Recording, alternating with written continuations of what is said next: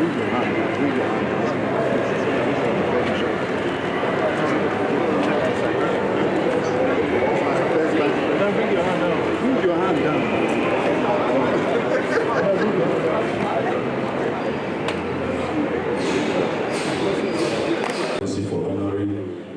events, in spite of what we are going to cut right to the chase.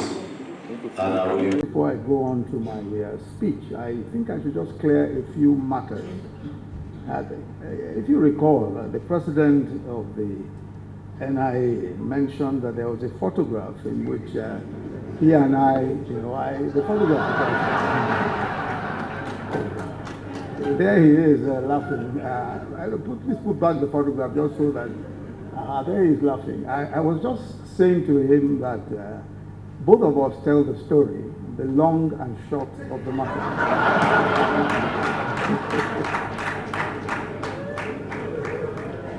But as for that mischievous fellow, the MC,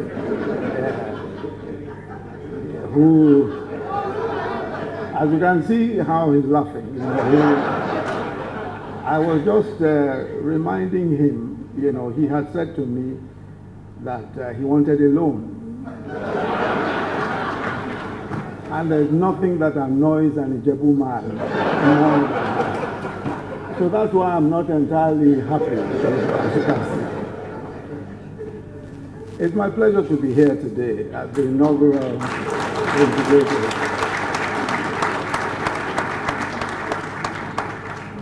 It's my pleasure to be here today at the inaugural Integrated Infrastructure for Development Conference. And the theme, Creating Sustainable World-Class Cities in Nigeria, is both apt and timely. We are currently the 7th most populous nation in the world, with an estimated population of over 206 million people. And this population is projected to rise to 264 million by 2030 and will cross the 300 million mark by 2036. And it is projected that by 2050, we'll have the 3rd highest population in the world. And the majority of this population will live in cities and concurrently increase the size of our towns in ever expanding dimensions of urban sprawl.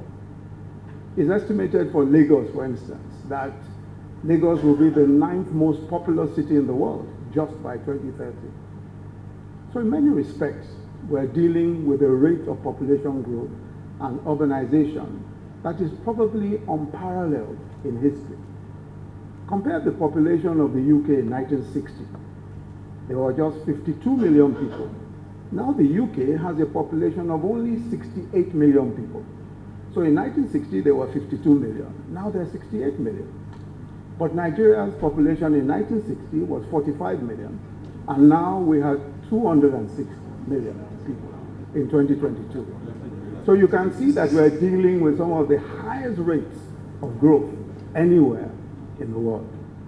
In the lifetimes of many of us, we have seen Abuja grow from its creation in 1976 with a population of 85,000 to become a sprawling city of somewhere in excess of 3.6 million people now. So these are the sorts of dramatic changes which will challenge our capacity for urban planning and social organization. How do we ensure sustainable urban planning that transforms our cities and growing urban clusters into truly habitable spaces that are hubs of sustainable growth, but also guarantee a high quality of life and enhanced prospects of self-actualization for our people? Sustainable urban planning must involve planning for the clean energy needs of large numbers of people, from renewable energy for homes and workspaces to providing infrastructure for clean cooking. And we must ask, what will the greater use of electric vehicles in the coming years and the decommissioning of combustion engine vehicles mean for roads and related infrastructure planning in another decade or so? Many of us are probably aware that a lot of the countries that produce combustion engine vehicles, which are the vehicles that we all use, are looking at decommissioning those vehicles in another 10 to 15 years, which would mean that we must begin to plan for new types of vehicles. Otherwise, we have to produce all our own vehicles ourselves. We must avoid a scenario of anarchic urbanization in which our urban centers are no more than densely populated and decrepit incubators of destitution and crime. And the only real way to do so is innovative planning. So the case for sustainable cities is obvious. They can invigorate regional economies and catalyze growth on a regional scale. And the positive influence and the positive multiplier effects are inestimable, and the benefits are not just economic. New frontiers of opportunity for social engineering with a view to strengthening social cohesion are opened up as we plan sustainable cities. Indeed, the opportunity to shape the living spaces of millions of people from diverse backgrounds that are clustering in new cosmopolitan precincts is a very exciting one. It is a task that we must embrace with a good measure of strategic intentionality and imagination. A city cannot be considered world-class if it lacks a vibrant economy driven by qualitative infrastructure, functional social services, and efficient urban governance that optimally delivers public goods. In building our cities, we must deliberately ensure that the benefits of becoming world-class cities accrue not only to wealthy individuals, but to all members of society, across classes, across income groups. This administration's investment in social housing and other welfare programs demonstrates our consciousness of the inadequacies that cities across the world face. It's important that you all as professionals keep the underprivileged members of society in mind as you plan the country's infrastructure. Indeed, I'll go so far as to urge you to see infrastructure planning as an opportunity to create physical environments that are conducive for social mobility. The federal government has, and we've heard quite a bit of this, invested significantly in infrastructure. Over the past 7 years, we have ensured that capital expenditure for infrastructure is prioritized in the budget. We've embarked upon new projects as well as overseen the completion of ongoing projects. Our investments in rails, in highways, in fiber optics, in digital penetration, energy pipelines, electricity transmission and distribution, and renewable energy are not just about meeting today's demands. They are the infrastructural arteries that will link tomorrow's cities and give them the capacity for sustainable growth. The government also launched the 15 trillion Infrastructure Corporation, InfraCorp, last year, even as the President signed Executive Order 7, which has informed the right policy framework and created additional opportunities for public-private partnerships in infrastructure development.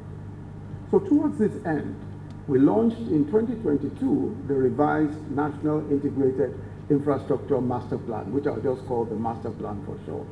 And that's the 2020-2043 Master Plan, and the National Development Plan 2021 to 2025.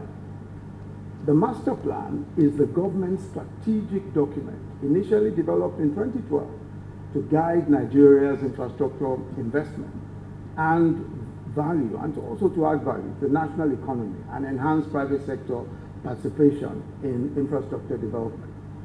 So the goal of the plan is to raise Nigeria's infrastructure stock to at least 70% by the year 2043. In the first 5 years of the reviewed master plan, investments in energy, transport, social infrastructure, and housing will be prioritized because these are crucial enablers for practically all other sectors. The reviewed master plan and the National Development Plan also estimate the current nation's infrastructure stock at between 30 and 35% of GDP in 2020, against 20% of GDP recorded in 2015. This is still a very far cry from the 70% of GDP, which is global best practice.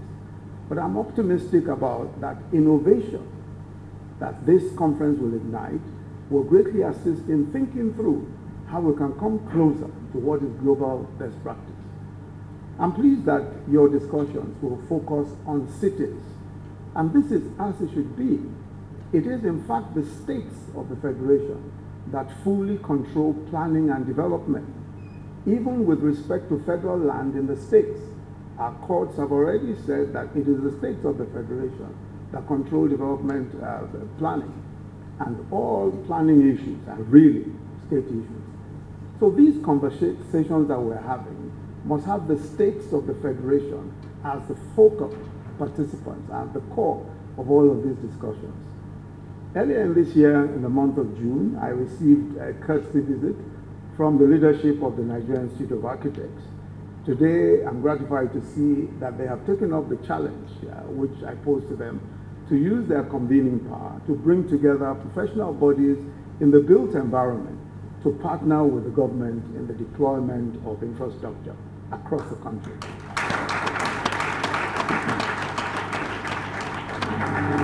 I strongly believe that if there is synergy between the professionals in this sector, we will see even greater returns on our collective investments in the sector. And it's refreshing also to see this collaboration between all professional associations in the built environment and the pledge to take ownership of the National Integrated Infrastructure Development Master Plan and the National Development Plan. This is what partnership is about. The government creates an enabling environment through policy, and the private sector operationalizes the policy through its investments. I congratulate the Nigerian Institute of Architects for taking the leadership role and coordinating the joint efforts of all stakeholders and for hosting such a very well-planned conference. Thank you very much for listening, and God bless the Federal Republic of Nigeria. Very distinguished guests present, ladies and gentlemen.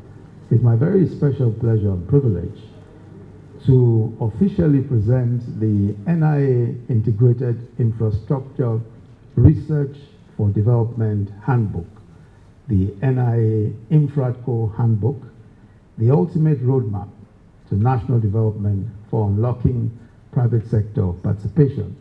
And this has been prepared by the Nigerian Institute of Architects.